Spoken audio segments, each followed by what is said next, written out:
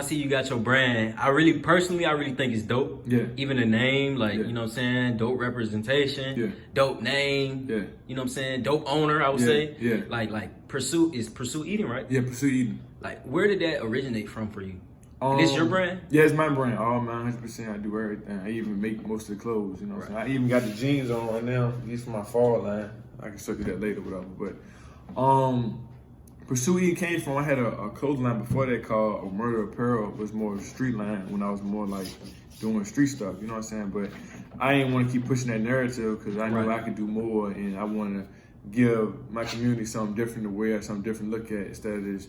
I had like trappers and scammers, trap or die. I didn't want to keep pushing that narrative, you know what I'm saying? You want more of a brand? Yeah, more of a brand that stood for something, you know what I'm saying? That represented like the other options you could do, like, you know what I'm saying? So it took me about a year to come up with a good name. Like Pursue Eating, it comes from Eden, the Garden of Eden, which represents paradise and perfection. Pursue, I mean, like when you're chasing that, we're trying to get back to being whole, being back to our true selves, being, you know what I'm saying, be closest thing to perfection as possible. Right. So that's pretty much where I got it from, you know what I'm saying? I've just been pushing that this whole time. Right.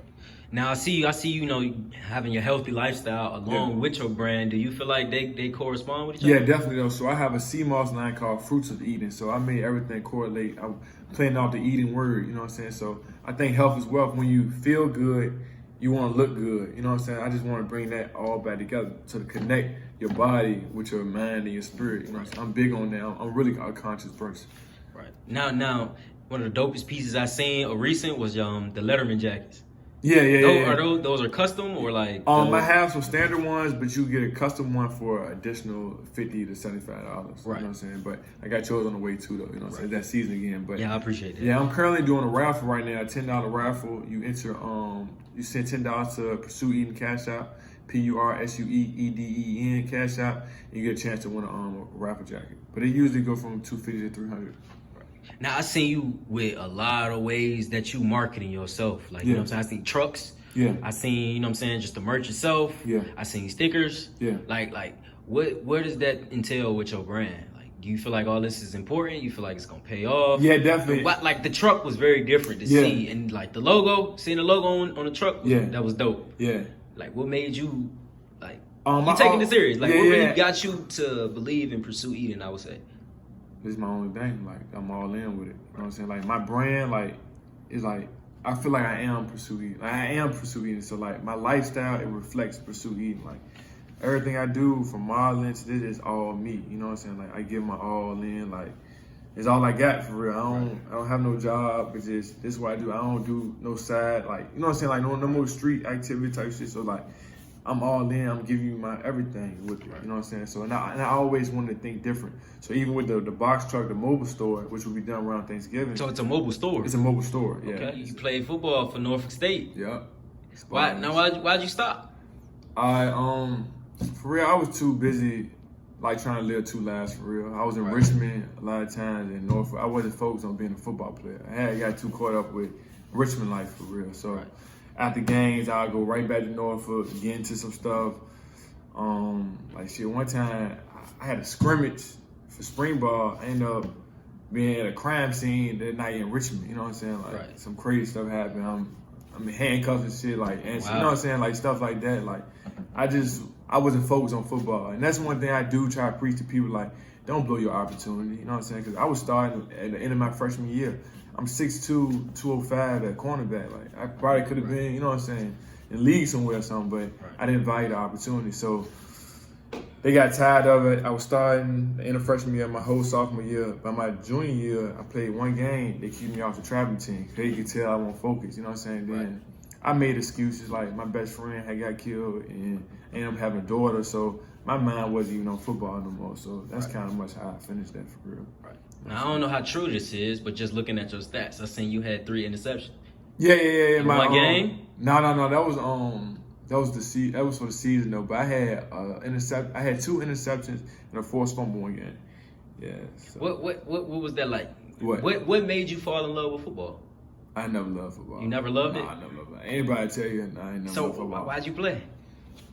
Growing up, my dad made me play, but I used to quit all the time. But I used to play golf too, though. You know what I'm saying? Okay. So I played golf. That's different. Yeah. I played every sport. I played baseball, golf, basketball. So I got all the way up to high school, 9th grade, playing golf. They was like, you got to practice in the summer from 2 weeks after middle school stopped to, you know what I'm saying? So I was like, I can only play football. So I wanted like girls and stuff more then. So even when I went there, I used to play lineman and rec league. So my dad was like, go out to be a defensive end. I'm like, you know what I'm saying? Like, I'm trying to get a sweet position. I'm trying to be a wide receiver. So I'm like, a wide receiver or DB is like, he don't got no feet. So he kind of like made me discouraged from it, you know what I'm saying? But I went out there, got started wide receiver job, high school, just kept going through it. And ended up getting a scholarship my senior year. So I wasn't even thinking about college when I was in high school. I was like, I'm gonna do some street shit, some shit, like, to be honest though. But ended up getting a scholarship. I'm like, oh yeah, I'm taking that, you know what I'm saying? And I just went and played football for real. Yeah. So now, for the people that don't know, you would drive from Norfolk back to Richmond? Yeah. This is after games or practice? After games, after practice. That's an hour, almost what, an hour and a half drive? It's almost 2 based on traffic. Might get 3. I had some wild stories. What was so important in Richmond that you just had to be there? Money.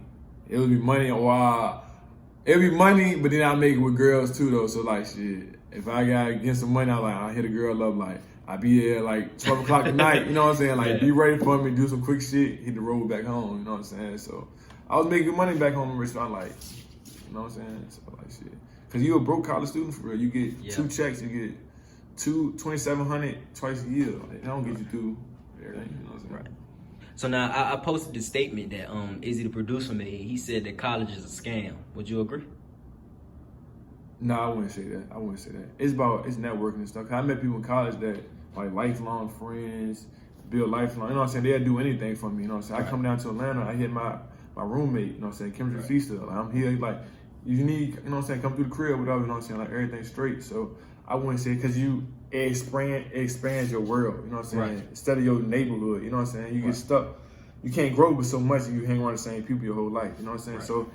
Like, even when I got to college in Norfolk, I thought niggas was weird. This is my first time being around beach niggas, you know what I'm saying? So it was like, people call me bro. I'm like, what the fuck you mean, bro? I'm bro. You know what I'm saying? Like, so like, you see the cultural difference when you go to school. So even, that was my first time really interacting with like DC niggas, Maryland niggas, like Baltimore. So it's like, it kind of expanded my world for it. So I would say, know what you want to be in life more, you know? And that's kind of hard to do at 18 though, but I would say take, like the basic classes the first 2 years, don't pick your major till you about 20 years old. You know what I'm saying? Just so you can have more outstanding life.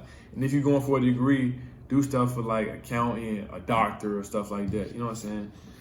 But I don't think it's a scam though. So what would you say your best experience was like attending college? Like the best thing that you got out of going to college? Just networking? Yeah, I made my daughter in college too. Yeah, at the football game. I had 2 picks and a forced fumble. I made my daughter. Yeah. You were just too happy. Yeah, I feel like a star. You feel me? So I'm feeling good. You know what I'm saying? But that and really the bonds I made for real. Like, they're really lifelong bonds. You know what I'm saying? People really like, they took me underneath their wing for real. So I always love Norfolk for that.